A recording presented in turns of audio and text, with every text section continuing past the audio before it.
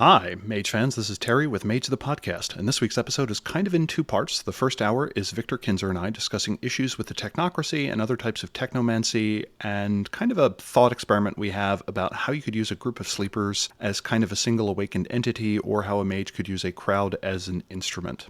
The second part starts at about 54 minutes and is me listing some technomantic crafts that I had made up, from a bureaucratic group who controls a town in Ohio to a set of practitioners making cyborg bodies for their spirit patrons.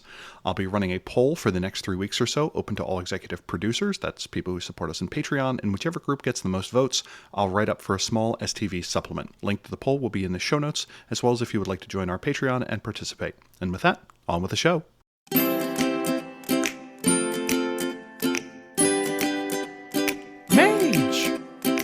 Hi, Mage fans. This is your host, Terry Robinson with Mage the Podcast, and today my guest is Victor Kinzer, noted writer for Mage the Ascension, one of the brains behind Walking Away from Arcadia, and all in all, person who thinks good about games and helps me think gooder about them. Victor, how you doing? I'm doing great. I'm excited about this topic that we're going to be talking about today. Oh, yeah. I'm super curious to see where it goes. And the topic today is 4 different titles. I'm not sure where the conversation is going to coalesce. I was talking in the Discord. I'm like, I'm talking to Victor later. And they're like, is there a thread for it? I'm like, I have no idea how it's going to go, so I'm not putting anything out there yet. But the notional topic of discussion is kind of the problem with the Technocracy being almost the only technomantic group in Mage.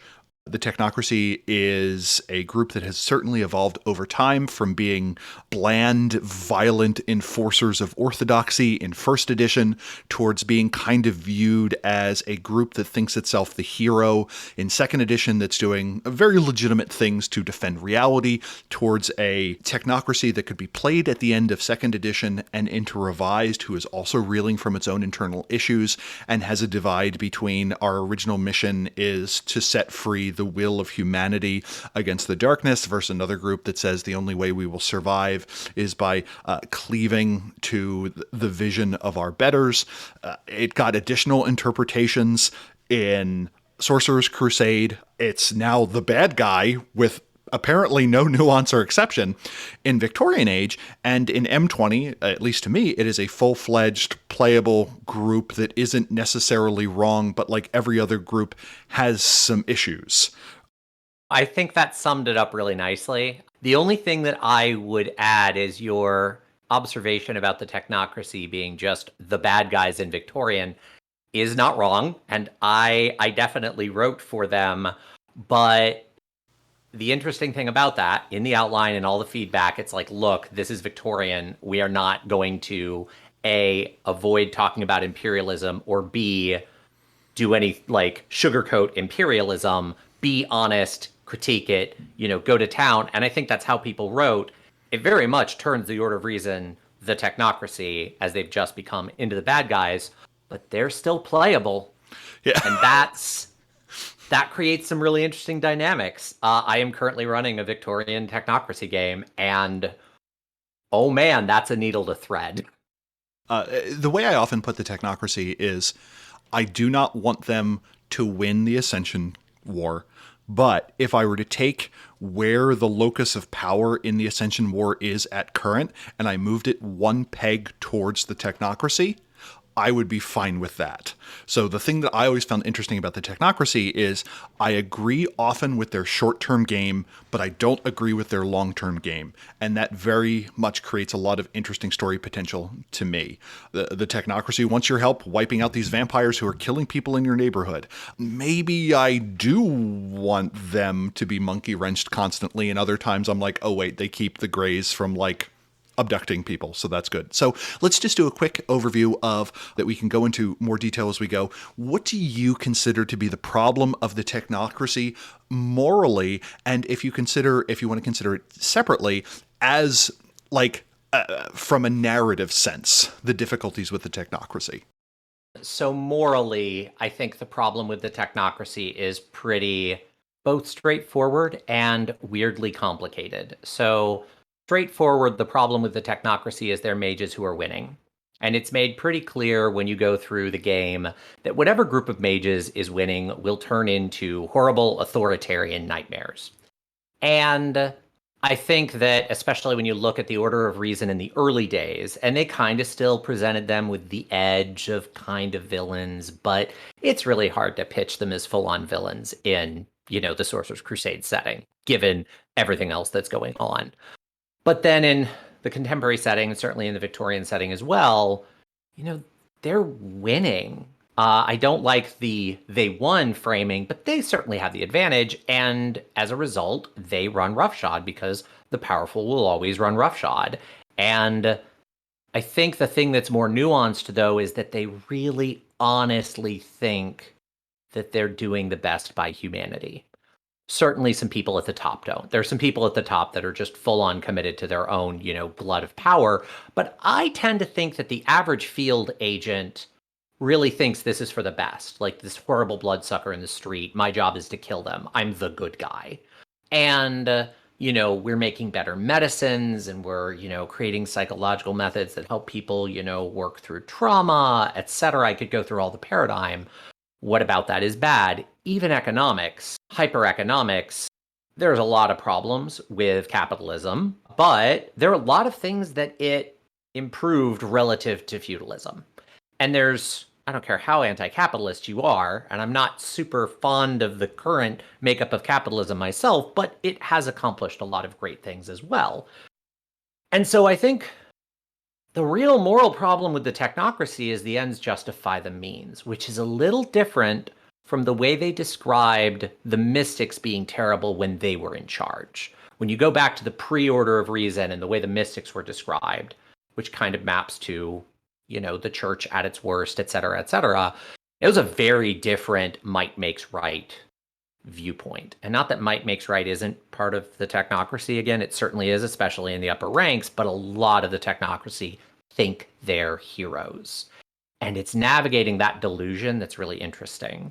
And so I think morally, it's that quagmire and the authoritarianism and the paternalism and being closed off from anyone else's opinion. My problem with them narratively is that that is a lousy description of science. That's a terrible description of science. Like, you certainly get hardcore ideologues. You certainly get, your hardcore technocrats. What the technocracy represents exists. But the game has always kind of had this legacy problem of it was founded on this very simplistic idea of science versus magic, and science is the bad guys and magic is the good guys. And that was first edition. And science, when you think about the scientific method and you think about, being open to new ideas, and the entire reason we still do research is because we want to be wrong. Like, talk to a scientist and ask them, what if you're wrong in specific terms? And like the glint and excitement in their eye is unmistakable. And I love that. I consume science like media on YouTube constantly. I work in research administration. I have contact with scientists, and that glint is why I love all of those things. And that is just totally missing from the technocracy. And I don't mind the technocracy existing. I don't mind them being the authoritarian horror show they are, because I think the World of Darkness needs that.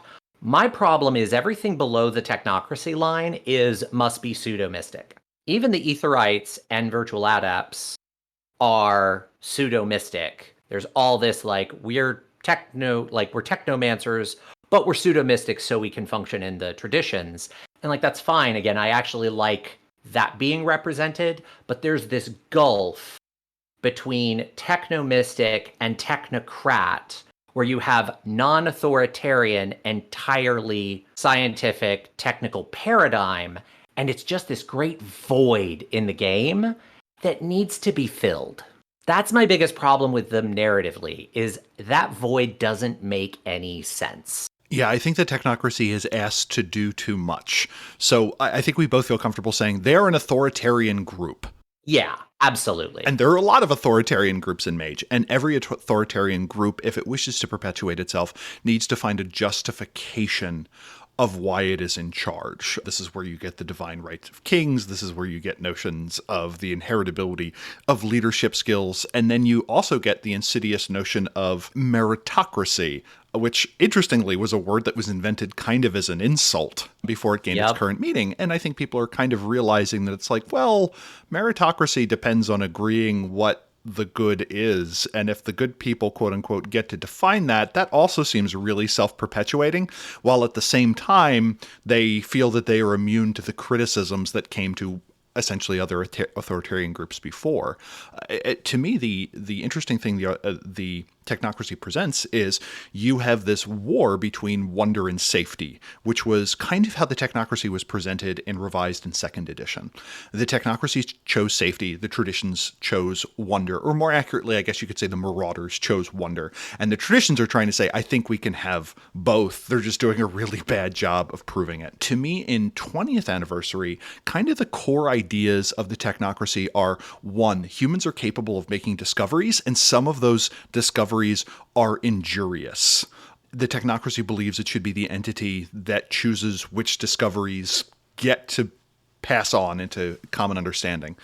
That problems require solutions and often require trade-offs. The Technocracy believes it should be the entity that does that calculus and chooses how the trade-offs are distributed. That the attributes to be rewarded are genius work and dedication to principles. The Technocracy believes it should be able to define what genius is, determine which work is useful, and state which principles one should be dedicated to. And that is kind of what I consider the M20 Technocracy's philosophical core to be. Something like that. The problem was I read Technocracy Reloaded in 48 hours for an interview, so every word of it outside of the title completely left my brain within 72 hours. So, audience, if I fundamentally missed something, please correct me. Victor, you tend to think about big setting questions. How does technology and science work to you in the world of darkness when seemingly the laws of reality are malleable? So for me, I lean pretty heavily on that idea that any sufficiently advanced technology is indistinguishable from magic. And I pretty much treat science as we think of it in the real world as being consensus. I can do an experiment. I can have any old person do an experiment and reproduce it, and it will produce an outcome. And the reality warping stuff isn't truly science. It is manipulation of reality.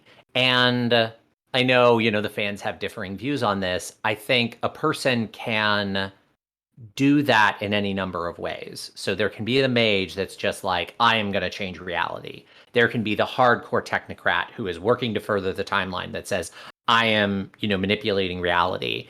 There can also be the scientist in the middle who's maybe an orphan. They're awakened. They have what game systems would call spheres, although they don't have any language for that. And they have a paradigm and a set of belief systems, and they're doing a series of experiments. And those experiments, due to the influence of their avatar, which nudges them into direction, creates an output that they then do the work to reproduce. And I have friends who are bench scientists, and they've told me about how hard it is to reproduce and the weird, superstitious things they will do at their bench to, move a petri dish a certain number of inches and do another thing they did before and they got the result, even though it has nothing to do with anything, to get the freaking result. Whenever I use my laser cutter at home, for whatever reason, I need to turn it on, leave it on for 2 minutes, turn it back off again, and then turn it on again. And assuming I go through that, I will not get stuck at the boot screen. So, exactly. And I absolutely racked my brain trying to come up with a good way of separating science and technology from magic.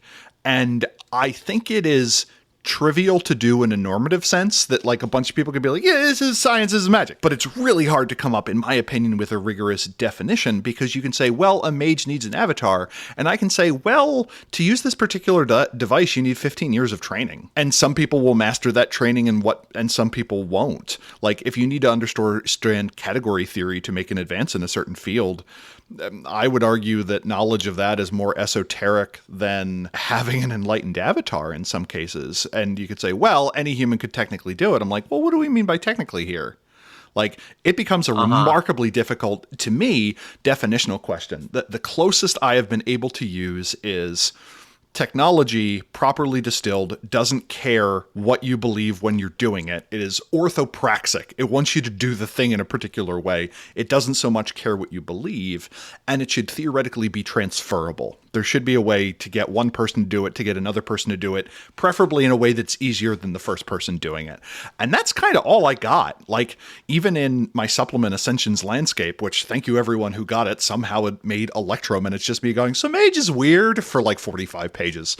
I kind of come up with a bunch of versions of science, where one is science is continually up for grabs. Whoever can convince the most people to believe in a particular way, great. Another one is that there are fundamental physical laws, and that regular scientists discover those, and that mages are able to discover meta laws, or another surreality, as it were, that can also operate, that maybe someday human scientists will be able to make their way to. And one I also toy around with is more or less when a new phenomenon is discovered, the first person to create and propagate an internally consistent explanation for it, that's suddenly how the universe works. So there's this brief moment when a new discovery is made where there is a scramble to make the model work with what the technocracy wants, and that's what it spends a lot of time doing. But as Victor says, there's a bunch of ways that you can treat it. I think you're onto something there. I think you expressed part of what I was trying to say a lot more elegantly, and that is, once something is repeatable, once something can be done by a non-awakened person, and if they take the steps, the output will be the same, it ceased to be magic or hypertech or, whatever paradigmatic frame you want to use, and it's become science. It's become reality. And I'm going to get weird and esoteric here for a moment. There's this concept in the Kabbalah called the Four Worlds. And I don't remember all the names of them, but the top world is just like totally incoherent, every little thing that could ever possibly be, only barely connected. And then, like, the world below that is when those things start to come together into an idea. Like, there's a solid idea there. It's in your imagination. You maybe can't express it yet. And then the world below that is the idea has form. It's come together. It could be reproduced. You could design it. You could communicate it clearly to another person. But, like, it isn't implemented. You haven't really done a thing. And then the final world is the world in reality, manifestation. Say, if the idea we're talking about is a design for an invention, the fourth world is I've made the invention. And I think about Magick kind of in those four stages, where the fight is to take that thing you can do as a mage, that idea that you can just pull out randomly from that top world. You can improvise reality and make it work and drag it all the way down to that fourth world where you could hand it to a sleeper and then they can do it. And then it's science. Because we don't get an indication that any other group has gone through that process. Like, we don't get information that when the Hermetics were top dog, that everyday people had the ability to brew potions or something like that. And we don't get information that when the Celestial Choir was chorus were top dogs, that they taught basic prayers that functionally dispelled vampires or anything like that, which, as an aside, I would love to see that. But yeah, I think that's a great framework. Yeah, I think if you go far enough back, like way before the choristers or the Hermetics, and you think about the things that show up in myths, that you did certain things so the fairies wouldn't take you away, or I think there's a model in our history where maybe some of what we think of as magic was reproducible, but there wasn't a lot of that in the Dark Ages. There wasn't a lot of that in kind of the part of history that the World of Darkness really seems to care about.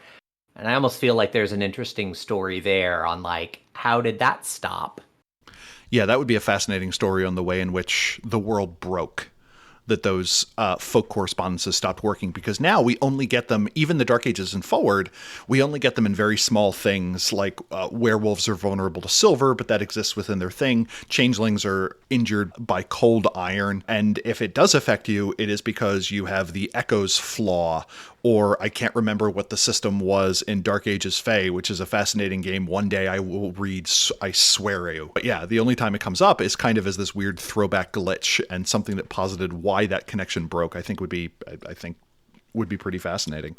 in the World of Darkness, the way it is written, you kind of have to tie authoritarianism and science together if you believe the only way to make science work is to force everyone to do everything the same way. And the moment you loosen that assumption, you can get a bunch of interesting things. But to me, though, one of the other things, though, is the Technocracy does a bunch of useful stuff, for lack of a better term. And if you get rid of or change the Technocracy, you have to kind of fill in that gap. For instance, the Technocracy overlooks human science. And if you wanted to, you could have another group that kind of created a grand ethics committee that investigated that, or an institutional review board, as it were. Nick Bostrom has the idea that every year the IQ required to kill off humanity drops slightly. And it would probably make sense to have a group in Mage take care of that. They tend to keep supernatural agents in check. If you look at Storyteller's Handbook, you had a group called the Ministry of Swords, which oversaw all the supernatural stuff in the UK, and that didn't posit a Technocracy. Few things can generate crossover between factions faster than Black Spiral Dancers or Sabbat Vampires. And kind of the last one is protecting humanity from weird things out there. You could have sleeper governments take care of that, or maybe there are just more aliens, or maybe there is another horizon past Pluto that keeps Cthulhu out, or something else, or that there are great wards that deal with that. Do you have any ideas on how, if we get rid of or change the Technocracy, we have those basic roles covered in a Mage game? Yeah, I can definitely think of places for that. I think there are a lot of other factions in the world of Mage that kind of fit that mold. So in terms of, going out and killing deviants, as it were, even though a non-technocrat probably wouldn't call them a deviant, the Euthanatoi certainly come to mind. Who needs the good death quite like a vampire? And there's also definitely space for ghost hunters and the concept of the Etherites. I mean, that's a gimme. There's a lot of room for that, actually. There's a lot of room for, I think, tradition mages who would consider a lot of the supernaturals out there to be completely unacceptable. I mean, how many mages actually think vampires are okay? That is a tiny sliver. How many mages would actually think your average unseelie, glamour-sucking fairy is okay? That's a tiny, tiny sliver. I think the impulse to protect humans would be baked in because mages are ultimately humans. I mean, I've always liked the mage model that they are more human than human, that all the impulses that make us people aren't diminished the way they are with a lot of the other supernaturals, but they're amped up to 20, and it's a problem with mages. So in terms of creating things, if you look at the Children of Knowledge and the creation of LSD, to kind of step out of the world of darkness and just talk real world research, there are a lot of positive things LSD has been proven to potentially do, and research on it was shut down. And it needs to be controlled to do those things. Like randomly taking LSD does not have those positive effects. But there's leeway there. And, through the World of Darkness lens, the Technocracy said, no, absolutely not. I think if you were to get rid of the Technocracy, there are some spaces for that. I don't love the idea of getting rid of the Technocracy, though, because I think they're needed to represent our world. I just want the people that are trying to change the world for the better systematically, where that's their paradigm for working magic, as it were, but they're not authoritarians. The people who are working hyper-economics to find an alternative to capitalism, the people that are, pushing research into LSD and mushrooms as a way, to find ways to do treatments for certain mental illnesses. And they don't tell people just go out and do these things because they know that's terrible, but they're trying to shift things away from the direction that the authoritarian group clearly wants to go, and having that fight. I just want space for those people who are I am against the technocratic mission. I am not a member, but neither do I want to sell snake oil. So what differentiates then, for instance, the groups you want to see from, let's say, the Children of Knowledge, or a more biologically inclined member of the Sisters of Hippolyta? Is there something that you feel this other group needs to have, or maybe a few options of what this other group needs to have? When Occupy was happening, I had just moved to Chicago, and I went down to an Occupy meeting, and I saw firsthand the ways of gathering consensus on issues, the way they ran meetings in an entirely sort of non-hierarchical way. There was a person running the meeting. He really didn't have control. It was just like, hey, I am helping to facilitate as a servant to this group. And I saw all of that, and it struck me immediately how everyone was talking about, oh, Occupy isn't doing anything. They're not accomplishing anything. We can't get them to run for office. What's going on? And it struck me that all they were really doing was kind of testing, hey, are there other ways to organize these things? And a lot of their ideas did percolate out. And I don't like the idea of them being a persistent group, but I really like the idea. I really like the idea that Occupy was maybe a bunch of people on the edge of awakening, maybe a handful of orphans who had awakened, didn't have anyone to train them, so they didn't really know what that meant. Or maybe even just a bunch of partially active avatars all in a similar trajectory coming together. And you get an emergent phenomenon that, in terms of its impact on reality, was the same as a mage or a group of mages working. And maybe they disseminate out, and individually, when it's all done, they're not awakened and they don't continue to do workings. But like, that was true magic. And I like the idea of these emergent moments where you're at a turning point and things like that happen, because we see those moments in our real world. And there's a whole argument like in story of, is that paradox? You know, were all those people brought to the edge of awakening because it was statistical inevitability from overreach from the syndicate? Would they have done it anyway? I don't really want to answer those questions, but I like the idea of mages in world asking them and fighting to find the answer, hoping it's the one that makes them comfortable. And I feel like there's a lot of interesting space for purely, we'll call it technical paradigm, non-mystic paradigm, that is just strongly opposed to the goals of the Union, manifesting in those sorts of moments. And maybe a couple people do leave that experience truly awakening and they continue on and do other work. I want to explore that space. The thing you bring up, we actually got some information on something kind of similar-ish to it before. In the Marauder section. We had the idea of confluxes, which are whenever a bunch of Marauders get together, their avatars kind of trade notes friends and enemies lists, and suddenly one Marauder may have an extra 2 dots in allies, or a sudden leveling up of a sphere or something like that.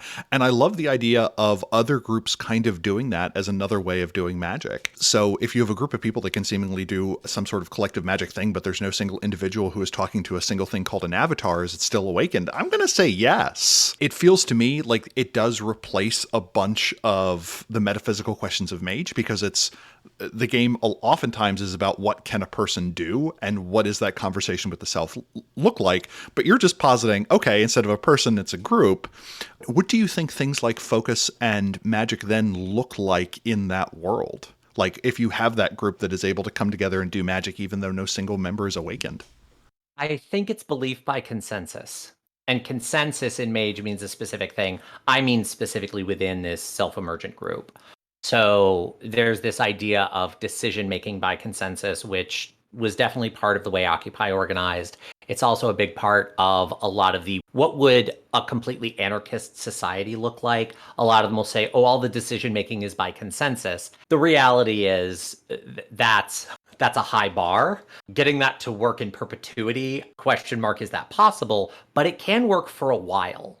And I think paradigm becomes emergent from the collective belief of the group. So I'll sort of think of a magnet. So a magnet exists not because there's any kind of special energy in the magnet, but because the energy that's intrinsic to every particle that makes up the magnet is aligned in the same direction. And it might not be perfectly aligned, but the aggregate is primarily pointing in one direction, so you get a North Pole and a South Pole along that direction. And there are lots of things in nature that sort of follow that idea, that there are a bunch of random things, and then there's a moment where they all move in concert. You know, a flock of starlings is a good biological example. And I think paradigm and practice become emergent based on the alignment of beliefs of all the people in the moment that collectively, even if they're not individually awakened, can have the same anthropic force for the people who love the Void Engineers as a single or maybe a smaller group of awakened avatars. And that alignment might not last forever. That could be ephemeral, or it could be stable, and that might be terrifying or wondrous. I feel like there's a lot of space there because those people aren't going to be in on the joke. They don't know about the spheres. They don't know about magic. They don't have all of the like meta knowledge that we tend to give our characters. And so they're likely to be just deviating from reality a bit towards the neo-pagan, working in a techno paradigm, but differently than what the Union wants. A purely socialist society, and manifesting a way to produce that is an entirely technical paradigm. There's no mysticism there, but it's perfectly opposed to the Union. What does that look like as an instrument? What does that magic look like? Where is its place in the world of darkness? Even if that place isn't with someone who's winning at the moment. And I think a lot of that could show up in these sort of self-emergent collective workings. So if you're playing a character, are you the group, or are you the leader of the group, or a member? How do you see this actually? Is this something that you would just consider to be a tool for storytellers, or is this something that you play? I'll sort of describe from, I think, the easiest use of this to the most difficult. I think the easiest use of this is definitely storytellers. So you've got a bunch of Mage PCs they're in on the joke, they know how it works, they fought the technocracy, and then there's this thing happening. And how do I fight that? And I think that's a really interesting story. A slightly more challenging, but I still think approachable use for this is I'm playing a PC who's awakened, and the fact that I got caught up in one of these self-emergent belief storms is what awakened me. I awakened in the process of being in this and came out the other side and started to actually put the pieces together, and now I'm in on the joke. I think playing someone in the middle of this would be tricky. I think that's probably the most challenging angle. And what could be really interesting there, and this gets into, I wish that empty space were more developed. I think if we had a book, like we have Sorcerer, the book, we have multiple editions of it. That's great. That's the mystical extraordinary citizen. I wish we had an extraordinary citizen book. And I wish that extraordinary citizen book included people who weren't in the Union, but had all of the things that make a sorcerer, or an extraordinary citizen, but their belief that gives them their magic, not with a K, and technological in nature, was such that they could do these sorts of things. I think to fully represent this idea, we need some more crunch. Like, we need some more rules. I don't think the tool set exists. I could certainly see having an extra background that kind of reflected this, and I could be a character that were a community organizer for something like that. And suddenly Prime is replaced with Primal Utility, which is my ability to harness energy from a group having shared purpose. And on the secondary character sheet, my community group has 3 dots of entropy or something like that, where by getting the entire group to work together, we are able to kind of wear down an object more or less metaphysically by not actually doing anything related to it, but by choosing not to clean up the park that's nearby or something like that. And that I suddenly have dots of cult built in, and that for a few spheres, my community group may be a unique focus. And suddenly I can do very big rituals, but I am incapable of acting more or less in the moment. And I feel like a lot of this could happen very naturally for the mind sphere and certain large scale, like say life effects or something like that. What are some magical effects you would see out the other side of a mage that was part of or able to steer a semi-awakened group of mortals, a group of, let's just call them the actualized or something like that, were able to kind of steer one of these groups that had a self-organizing consensus? You proposed in a previous episode that primal utility as a sphere, that you could disrupt a business operation by interrupting the primal utility flow to it. Is that an effect that you see Occupy able to do? That it has 3 dots of primal utility and is able to disrupt the quintessence flow to a business that it believes is unfair or unjust or that they don't like? Yes, I think absolutely. I think a good example sort of in that line is the current labor shortage. We've heard a lot of talk about everybody's leaving, everyone's leaving their jobs because this pandemic happened. There's sort of a little unintentional, maybe society-wide, I won't say awakening, that's a little strong, but maybe like fluttering of the eyes where you're kind of getting some light in instead of being totally asleep on this subject, being like, hey, I don't need to do this anymore. Maybe I'm just going to go do something else. And people doing that in mass has created this aggregate effect that we can point to and say, this supply chain is disrupted. These like restaurants can't do these XYZ things we took for granted. I think another good example of that, and this is a little more concrete and organized, a little less self-emergent, but we suddenly have this rush of strikes. To stay on the labor theme, there are 3 major strikes getting ready to kick off right now. The entertainment industry one, there's one for Deere, the tractor manufacturer, and then Kellogg. We just had one with Nabisco. There was one a couple weeks before that I now forget. It wasn't Nabisco, it was another snack maker, but more savory snacks, Doritos type things. And it's just boom, boom, boom, boom, boom. And yeah, the unions were all already organized. And so on one hand, you can say, oh, well, that's not self-emergent, but we haven't had those kind of strikes in decades. But now all these separate organizations are doing the same thing. Now, in a purely mage world, they'd probably all be part of the same group convention, whatever. But really, like if we think about taking inspiration from the real world, that's kind of a self-emergent trend. So I think of it as like the avatar of society, or one of the avatars of society pushing us to do a thing. And then instead of just one person. So it sounds pretty easy, like you've come up with good ways to represent a lot of mind effects, being able to influence the thoughtscape of a large group. Entropy 5, the idea of destroying or eroding a thought that another person has, seems like a pretty easy thing to kind of represent in this mass action world. Primal utility, even more so than Prime, seems to be one. I think you could probably get away with certain time effects as well, and just kind of using the collective will of a crowd as a divination tool, or as a way to create the future they are trying to predict through mass action. I think also spirit becomes kind of an easy one. I can certainly see a large organized group very easily influencing the penumbra and possibly beyond, or even thinning the gauntlet to the point where some of its members or your characters are able to move across. Do you have any thoughts on how to do life forces matter correspondence, I guess? Yeah, I think those are definitely harder, but I don't think they're impossible. So the one thing that comes to mind, so climate change is on everybody's mind, and there are all of these melting of the ice caps. And there is something to be said for suddenly there being this society-wide push to reverse that, to make that not happen. Now, that's clearly the technocracy at work. I mean, as much as cool, the technocracies are the bad guys, they're authoritarian, they're also interested in protecting humanity. I don't think it's much of a stretch to say all the centralized organized work is definitely the technocracy.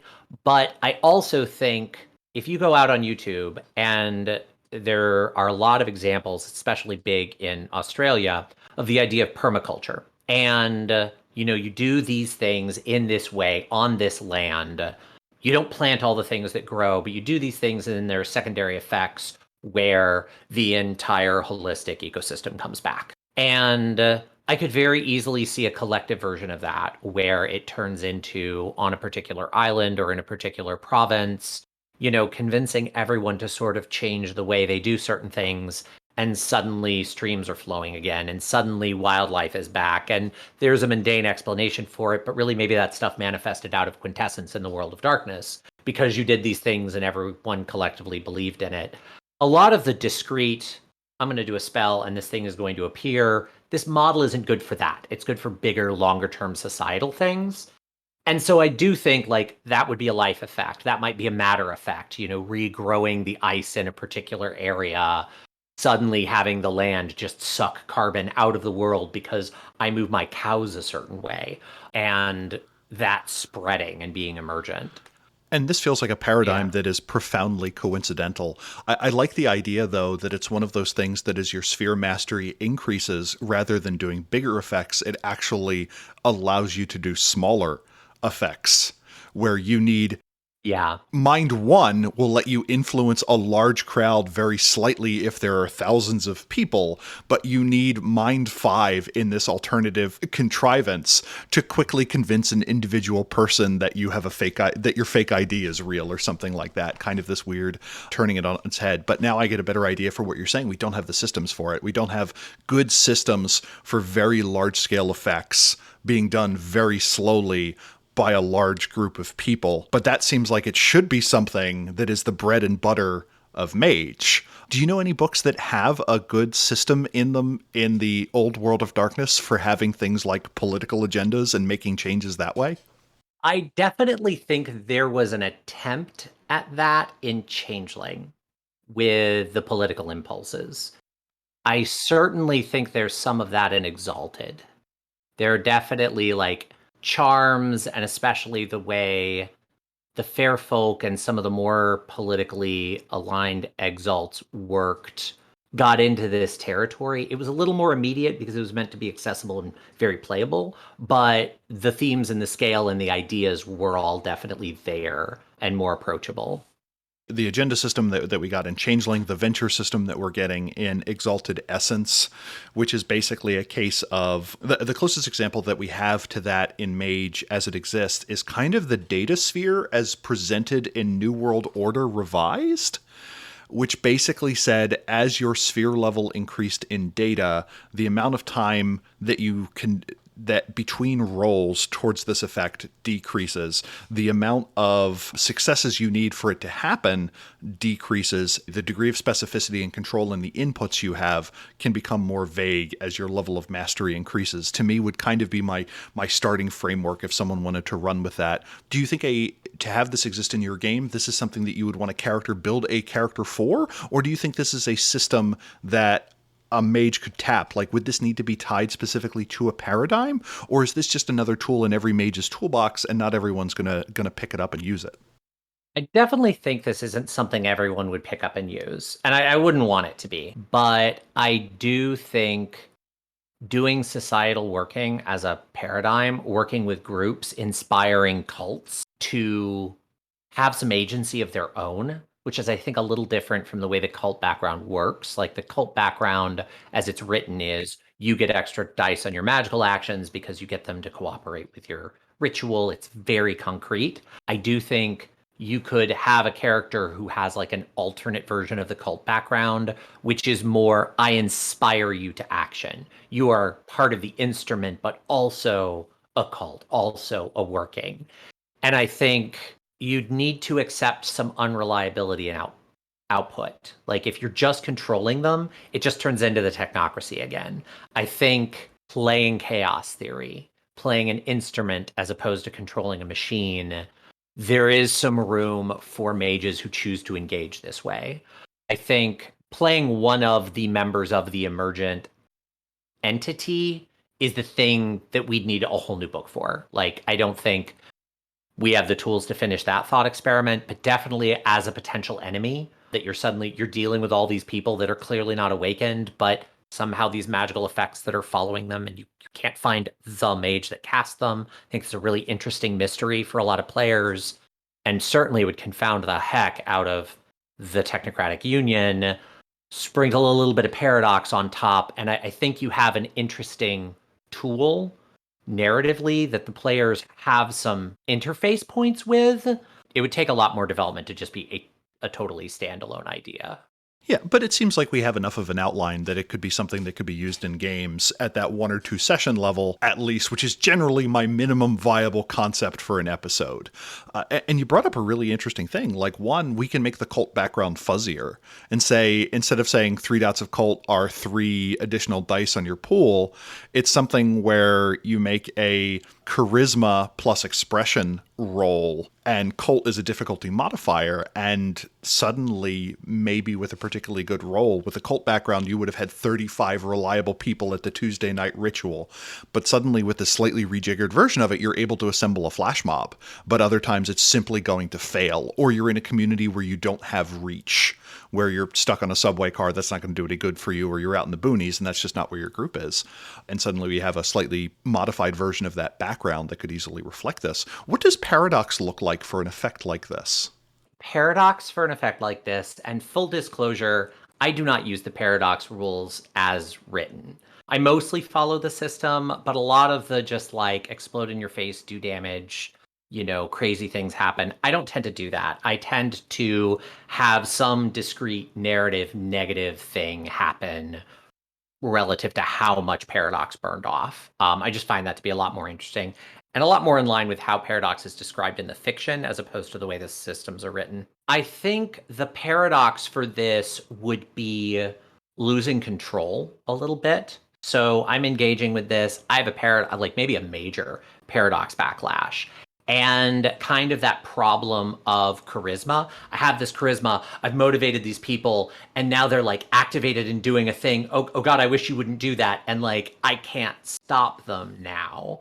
And all of those unintentional things, but they are all done by your kind of fuzzy cult if it's a full-on paradox effect. And I would probably lock the cult off from mind effects as long as they are in a paradox storm. Like, nope. In the same way you can't change a paradox effect because it's your spheres can't do that, you have no control over these people for the next, I don't know, depending on the intensity, maybe day, maybe week, maybe month or two, maybe permanent if it's a bad enough backlash.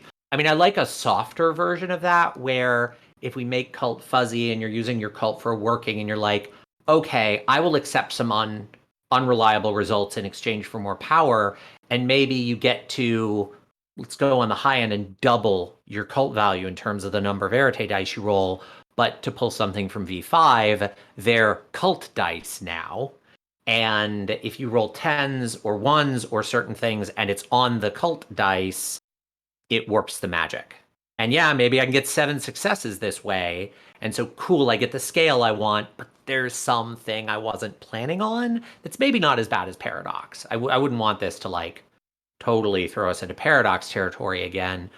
I think that could be interesting, but I think if it happened with Paradox, it should be extreme, and maybe they just break off and become their own self-emergent, perpetuating entity that you then have to deal with, which is a very Technocracy Paradox effect problem that I would love some non-technocratic mages to have to deal with.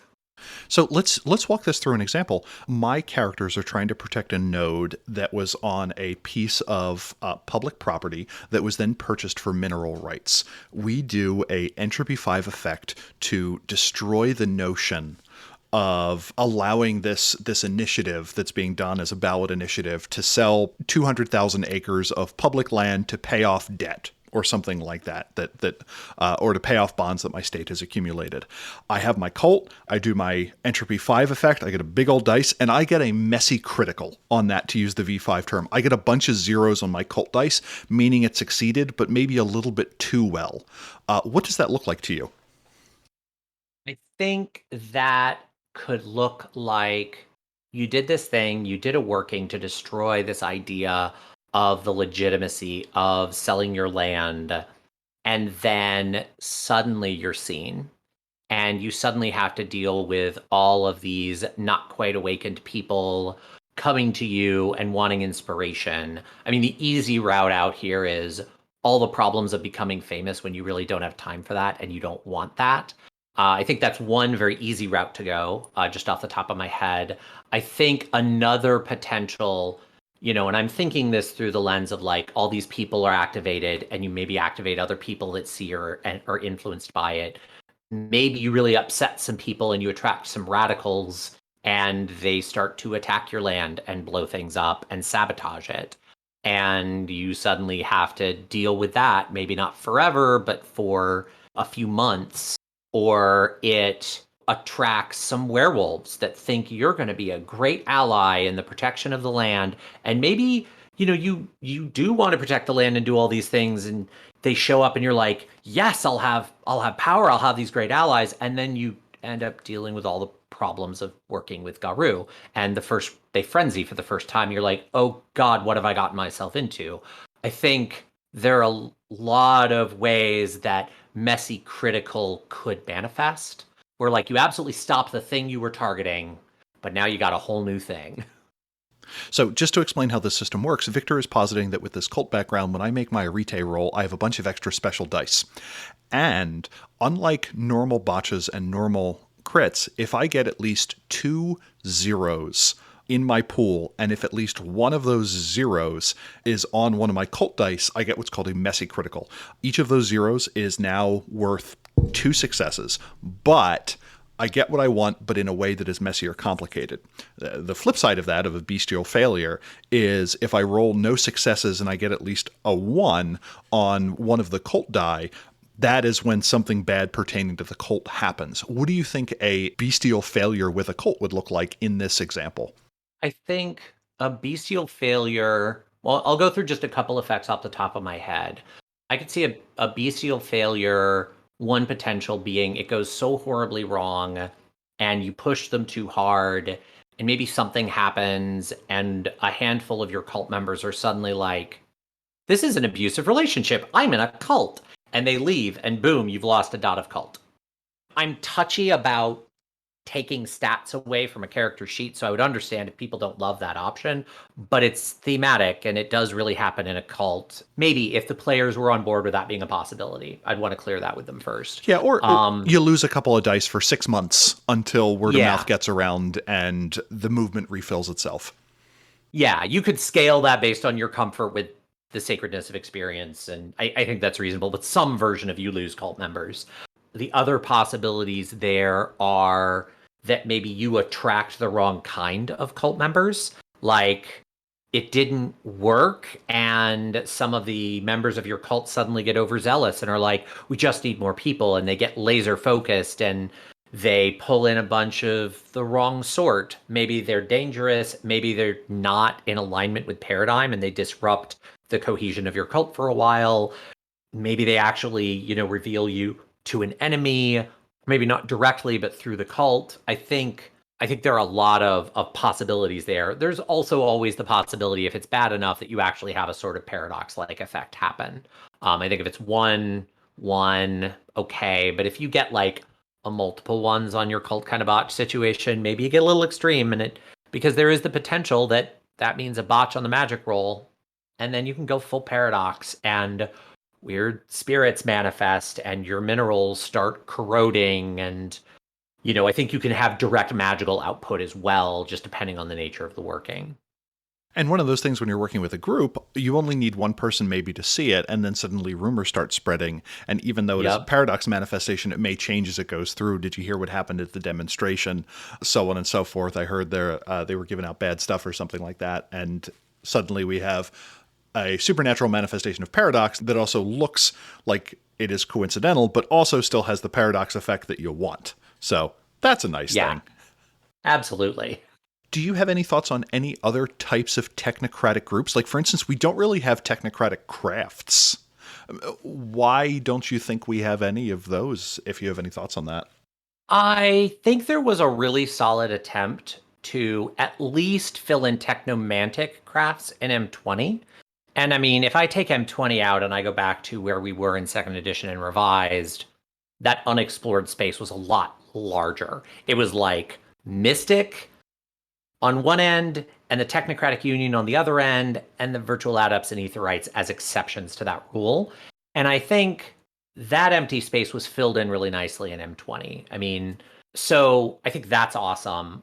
I think part of the reason we don't have any purely technocratic crafts is, M20 had a mission statement to be the love letter of the previous editions. it didn't have the leeway to create whole new things. And, I think it took us through second edition and revised, and then in that like quiet period where Mage wasn't being published, to kind of look back at the first edition foundation and go, was that a great foundation? Like, is that where we want to be? And so I think M20, if it had gone all the way to just like, boom, 100% technocratic crafts that aren't part of the technocracy, I think it probably would have been too much too soon, too much of a change for the mission statement. So I think in terms of why we don't have them, that's why. Just where we started from and how long it takes to make an organic journey.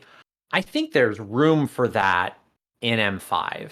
Whenever we get to M5, I think should Paradox decide they wanted to take another step down that path, I think the fan base is primed for it now. Or if we were able to get a little bit of leeway to do some new stuff, now that we're a little farther into the M20 line, I think they could be introduced there as well. And again, like enough people have been thinking about this and thinking about the changes in M20 and taking the next step in their head that I think they'd be ready for it.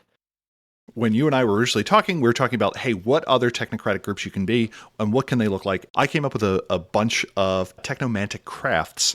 I am then going to run a poll for all of our patrons who will pick one, and I will do a proper 4-page Storyteller Vault write-up on that group, or at least try really hard to. So if you have considerable thoughts, air it on our Discord.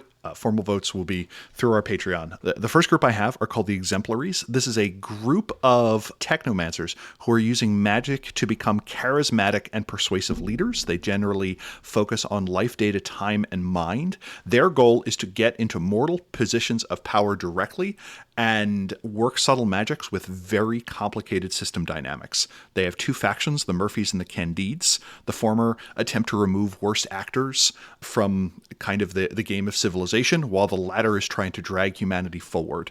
They do not yet have a notion of who the Technocracy or the Nefandi are, but they kind of have an inkling of it. They have considerable power. They have taken over a county in Ohio, and they have a preternaturally effective government and bureaucracy in that area, and kind of their signature effect is something called the Resilient City, which is a prime and entropy rote that acts as latent counter magic against effects that disrupt the operation of their city. So if you're a mage and you're running from the cops and you try and do the effect to cause a sewer grate to explode off or something like that, since that would disrupt the bus schedule, they have this large effect that has kind of latent counter dice against it. They themselves are largely immune because they know how to intercede in such a way as to not disrupt the operation of their city. But this is basically a group that is geared around effectively running urban centers. Victor, how boring do you think that is? I don't know that I would necessarily want to play this group as a PC, but the thing I couldn't help but think of as you were reading it was Hot Fuzz. And I just want their like catchphrase to be the greater good. Like for the good of the community, yeah. Yes, for the good of the community. I mean, I love this group as they're kind of a stand-in for the Technocracy. There's some similar themes, but I like them for a very, very street level game. I've seen a lot of people, give advice for early Mage games where it's like, do not bring up the canon. Like if you could hide even the Council of Nine, do it. Just get people used to the idea of like Mage. And I love this group as you're playing totally street level mages. You're maybe orphans, maybe one fringe craft member. You don't know anything about the Ascension War, but you want to tap those freedom versus order themes. And this is the group you're fighting in your tiny little playground. And I think that plays out perfectly for the sorts of games I've seen people suggest, players or storytellers start with, while keeping all those themes that then become harder if you throw the Technocracy out. I love them. My second one is I'm calling the Cult of Techne. These are libertarian material scientists because it seemed like appropriate to have non-Nefondic libertarian technomancers out there.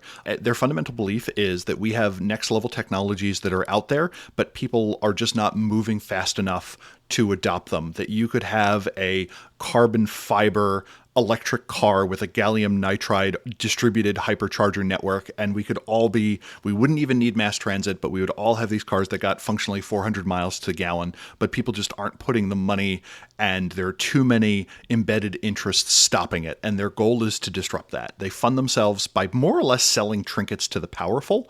I know that there are people out there that would pay $60,000 for an athletic, breathable shirt that were also bulletproof and never required cleaning. The rich spend money on some wacky stuff. Their goal is quite simply to upgrade the built world.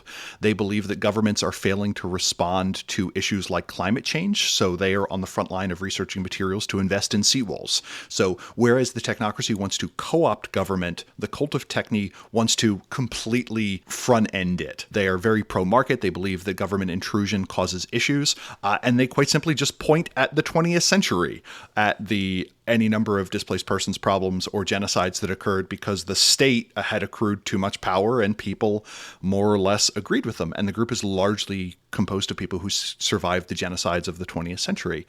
Their signature effect is something called nodal fixing, which is an extended prime 5 plus pattern sphere ability that has the ability to change a node into something that produces tasks of a particular resonance. They do this by performing a remarkably detailed assessment of the site, and they have the ability to more or less render your sacred grove into something that just happens to produce tasks that is very well inclined towards producing maybe premium, which might be completely useless to you. Libertarian material scientist, Victor, what do you think of the Cult of Techne? I also really like them. I like them, and I was thinking about, how I'd use them in a game. They strike me as the very independent renegade arms dealers that will sell to all sides. So again, they have a little bit of like a syndicate flavor to them, but whereas the syndicate sells free market, but really they're in league with the NWO, I like the idea of this group as being like, nope, we are true free market, forget the authoritarianism entirely, and as a result, because we believe you deserve to do what you want to do, we will absolutely sell weapons to the traditions. And suddenly there's a whole potential opened up for members of the traditions that are maybe willing to be technomantic. And, especially if you dig into the groups, there are more technomancers than just the two groups. There are technomancers among the hermetics. There are technomancer flavored fringes of several of the traditions. But they might not be able to produce this kind of upgraded tech. The Etherites probably could, but then it's like free market. They just have the potential to throw a very gray, amoral wrench into everything. They add a dynamic that would be a lot of fun. I hadn't considered the whole arms dealer angle, and I'm like, now you're just doing a standard anarcho-capitalism excess thing until you finish the sentence when you said, and they sell weapons to the traditions. Because to me, that is a remarkably more interesting question than where I thought it was going initially. And I think that's a super interesting direction to go. The key to me about this group is they have a strong justifiable reason to not trust governments.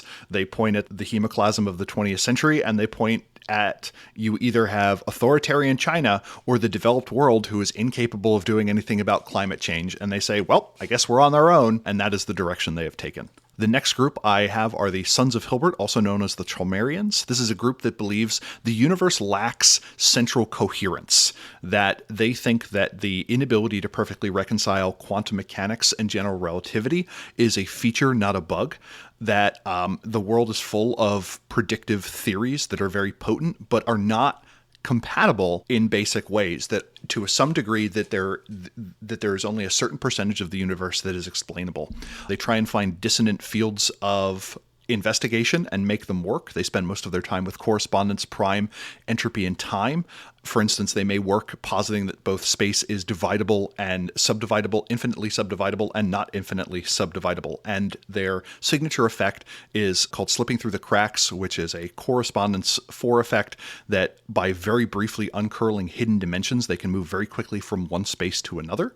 And this is a group that might be very good about moving illicit goods or moving information around the world with very little notice, that they may be brokers or middlemen, and maybe they've participate in the repatriating of artifacts or something like that.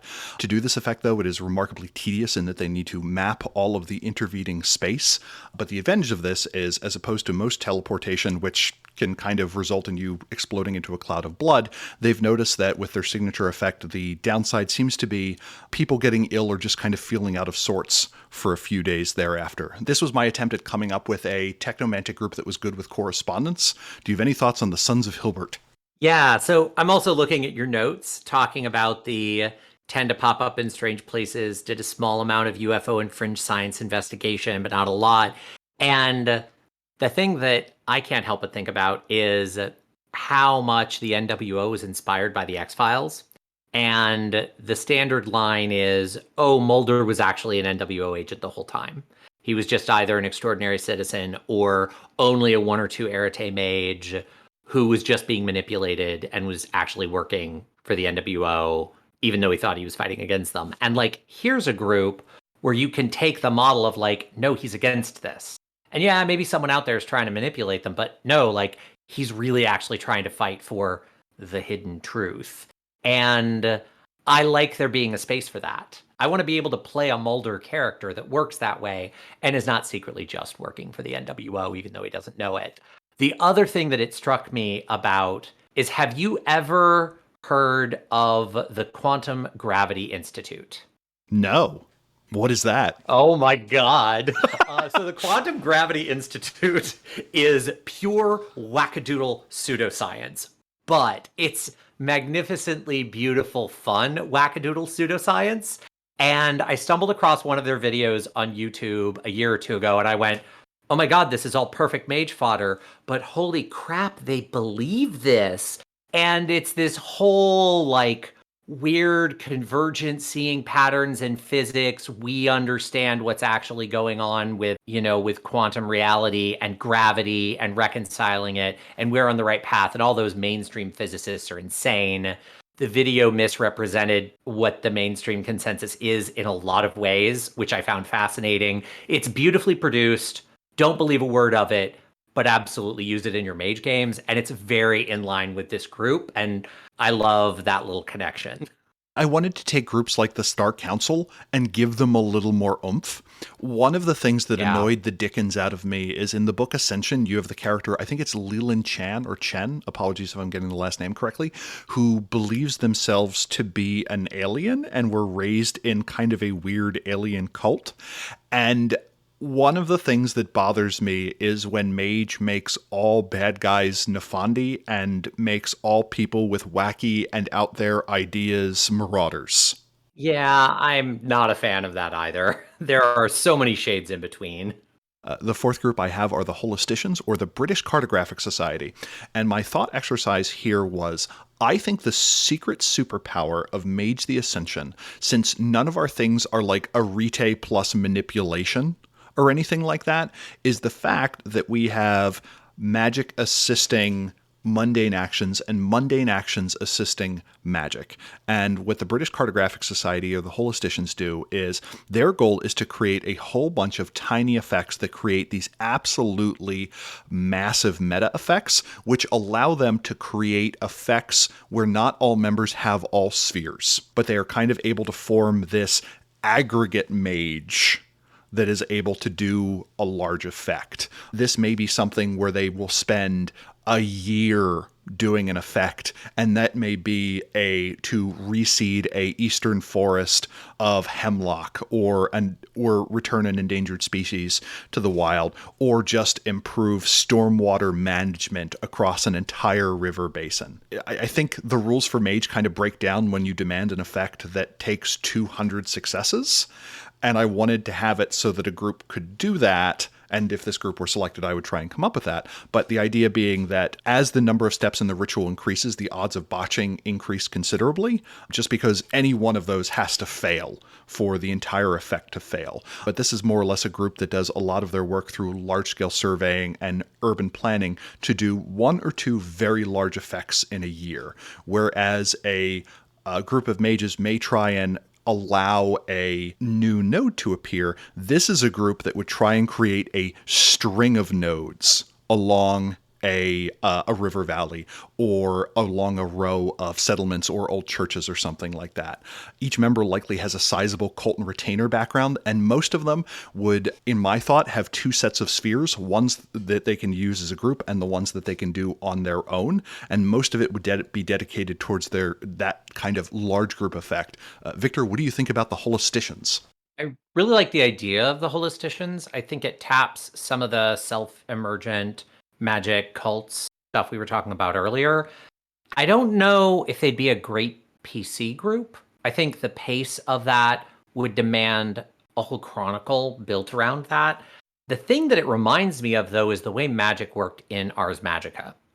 And I've never played Ars Magica, but I have played with some Mage players who were big fans, and they described it to me, and you worked like in whole seasons. And I could see designing a Mage game for mages that worked this way. It would probably play very differently, but it could be very interesting to the tactically minded. But I could also see them being great NPC fodder for these things are happening. How do we stop it? There are so many people involved, and stop it or seek their aid. I could see them playing a number of different NPC roles. Having a contact with this group could be fascinating. I like them. I just think they play a different role than some of the other groups you've talked about. And I think it's also one of those things where it could be one of those groups, kind of like the Kopaloe, that when you're interfacing with them, you're either dealing with a lone member that's probably a little bit out of their element, or you're very much on their turf, and it doesn't matter what's happening in the rest of the Ascension War. In this particular area, in this little domain, this group holds sway. That there could just be an area of the Sierra Nevada mountains where no one does magic except for this group, because they are just dedicated towards protecting this particular ecosystem that is on the verge of collapse or something like that, or a particular weather system that allows an entire river valley to produce arable cropland or something like that. And in their area, you do not do magic without their blessing. Kind of like what was suggested, I think, in Sorcerer's Crusade with the Ministry of Works, was it? For doing magic in Sorcerer's Crusade era China. Oh, yes. Yeah, I do remember that now. I was thinking Ministry of Works. Where was that? But yes, I do remember the write-up now on that section. The last two, because it's been a long conversation, these are ones that I only had a very vague idea that this is just kind of a plot thread. One were a group called the Cyber Horses. I need to come up with a better name for that. But basically the idea is it is a group of spiritual possession practitioners. But the problem is, in modern times, whenever one of the gods rides one of their members, invariably it kills them, or that's the way it's kind of worked. And in the past, they just had a large enough group that was okay to have that sacrifice every once in a while. But this is a group that is trying to come up with technological shells. So now you have essentially materialized spirits running around that are in cybernetic bodies. So we have the idea of a hit mark, but what if a hit mark were taken over by an ancestor spirit of some sort? What would that look like? The other one are the Heirs of Enki, which is a group that believes great technological wisdom is hidden in holy texts. And this is kind of an alternative to the bibliomancy of House Fortunae, but they believe that universal constants, for instance, are laid down within Bible passages or Quranic verses or bits of Talmudic scholarship or something like that. And that the earlier human mind was not refined enough to contain the scientific knowledge that the divine wished to hand off to them, and now they are just scouring world text to find them. And my idea here is I wanted a group that was essentially going national treasure on old texts to find the scientific wisdom contained therein. Do you have thoughts on either of those two? I really like the Cyber Horses, but I'm a sucker for taking modern technological paradigm and turning it spiritual, taking an animist eye to very techno sort of stories. I think the AI in Cyberpunk speaks to that. I really want there to be a whole chimerical web source book for Changeling. It's like seeded that it exists in a couple books, but I don't think we're ever going to get a real text on it. But this speaks to animism mixed with technology a little bit, maybe a bit more concrete than that idea, but it could lead to that idea. And I think that's really fun. I need to chew on the Heirs of Enki. I like the idea that these old religious texts actually have technologies in them. That kind of speaks to a very Stargate SG-1 kind of story, maybe less grandiose, or heck, it's Mage, maybe more grandiose. Give us the TLDR on SG-1 if you could.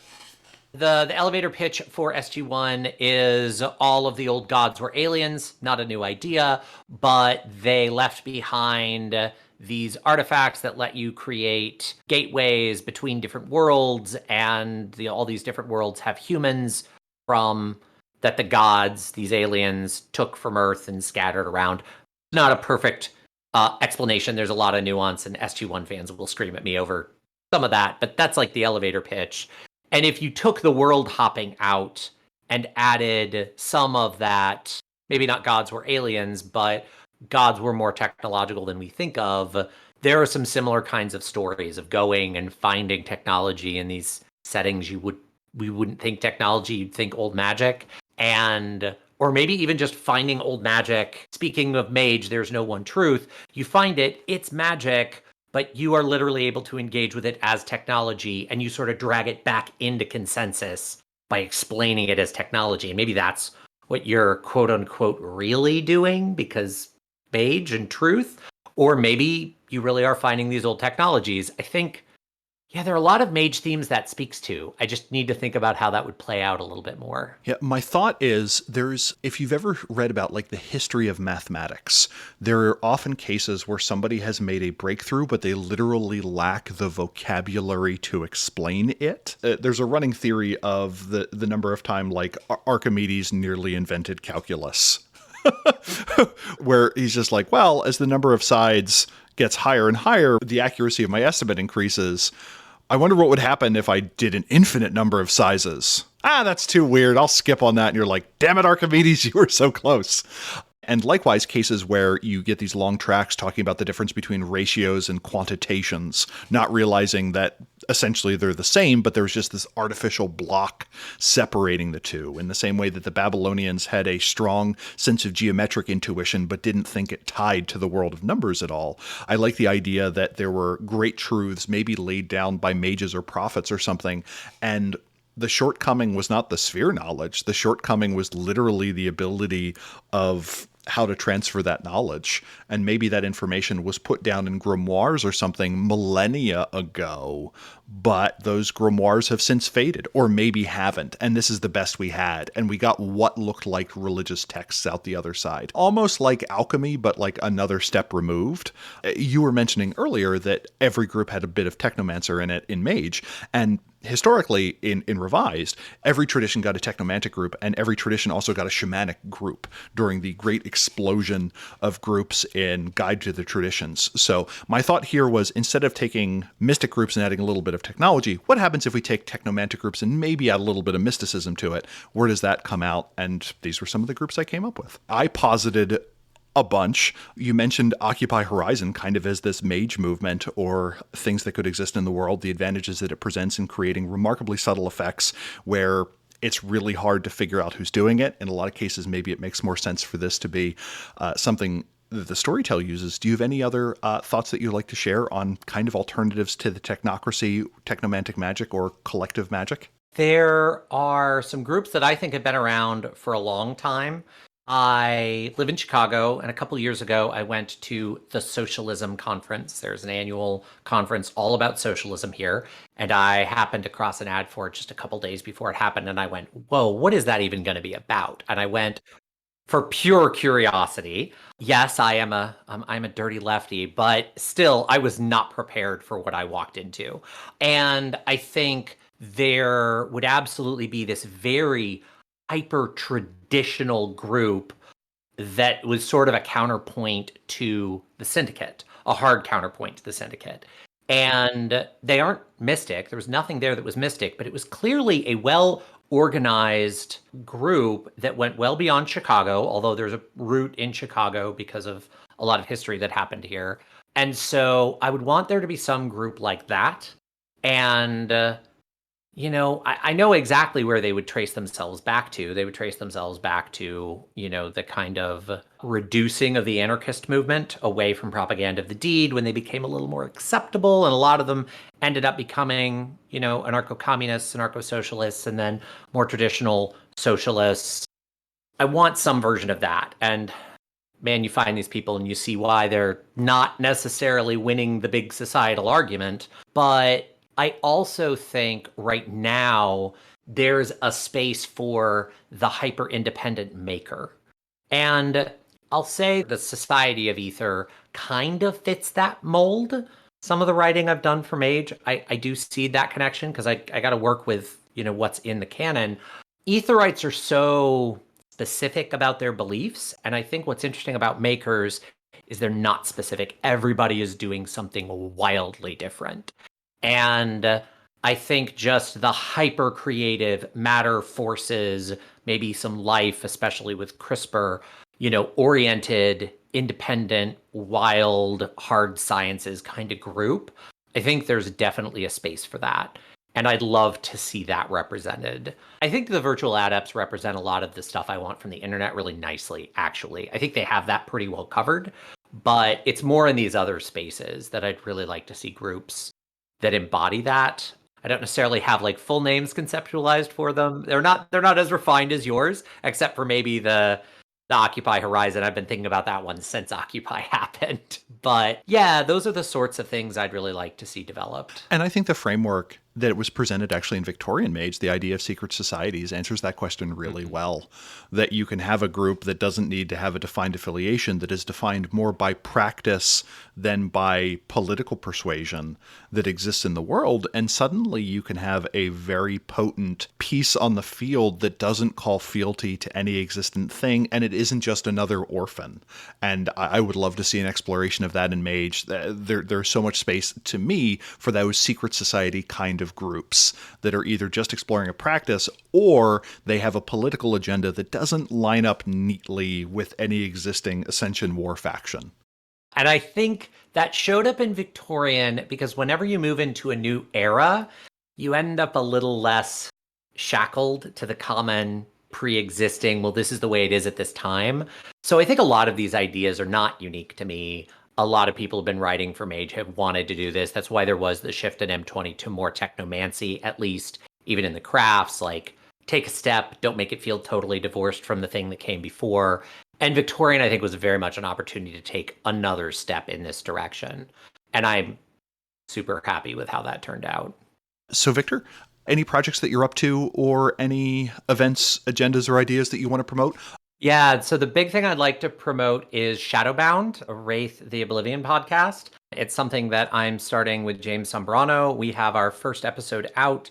It's a review of the Afterlife Wraith video game. We have a couple other episodes that are going to be coming out right now just because our schedules are completely packed. It's probably only going to be one episode a month, at least for the foreseeable future. We really want to speed that up. But man, finding time to record has been a challenge. So there are episodes coming, and I think if anyone's interested in Wraith the Oblivion, they'll find them pretty fascinating.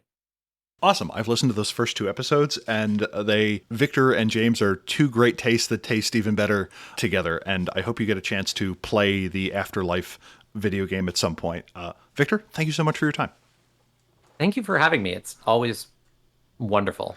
And remember, if you're a patron, I will have a poll up for what group that should get a full write-up. Please look on Patreon or our Discord. In the meantime, Mage Strong.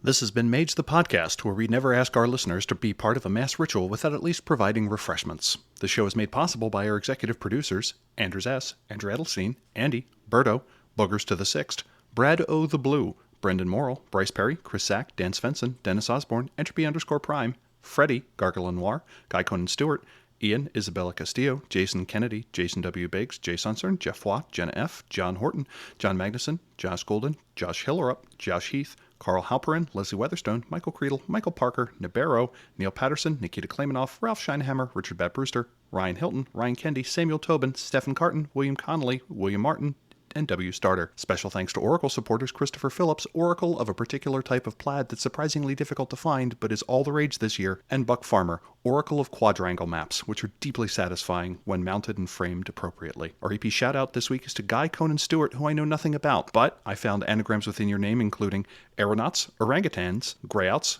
uncreates, tonnages, unreason, wagoneers, cyanogens, youngster, watergun, sugarcoat, non-greasy, negatrons, agostora, cougars, and actuary. Thanks for the support. If you super like this episode or super didn't, drop us a line at magethepodcast@gmail.com or at magethepodcast on Twitter. We have a Hop and Discord community at discord.me/magethepodcast. If you like this, please give us a review on the platform of your choosing or tell a friend. Also go to magethepodcast.com for show notes and all of our previous shows. Now go change reality. Bye.